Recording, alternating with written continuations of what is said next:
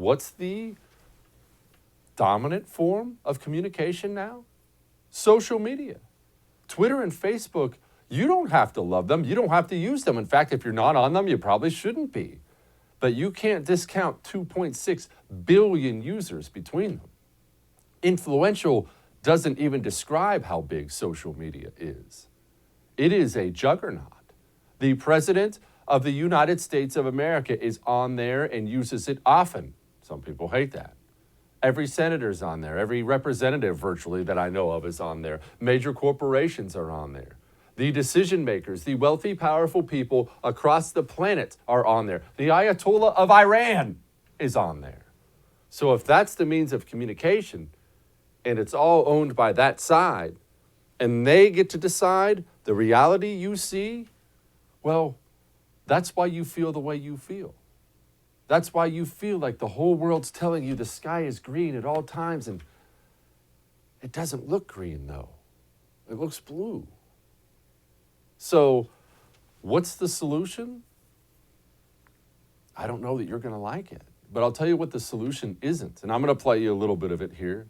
And Ted Cruz, to his credit, did really well.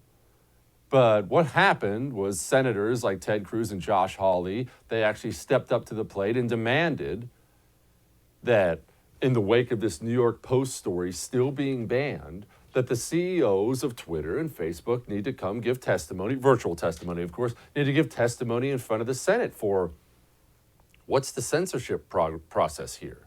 And we had the former Prime Minister of Malaysia this morning going on Twitter and saying something like, all the Muslims are totally justified to kill as many French people as they want. I'm paraphrasing, but that's what he said. It's still on Twitter.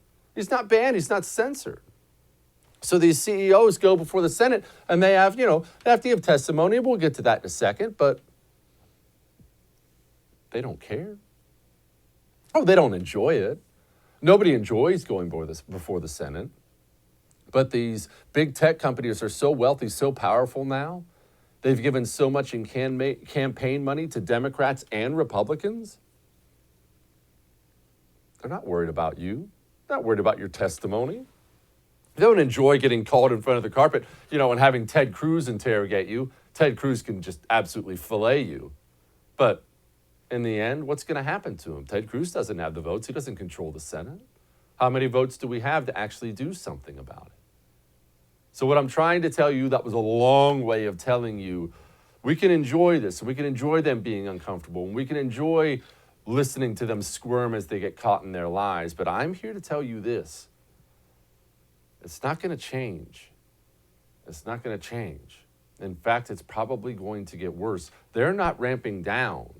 They're ramping up coming up to this election. And if they were to lose this election, forget about it if they win. If they were to lose this election, what do you know about leftists? What do you know about their nature?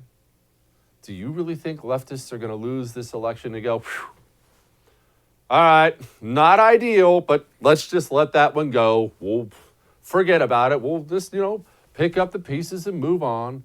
Or do you think they're going to ramp up everything? Right?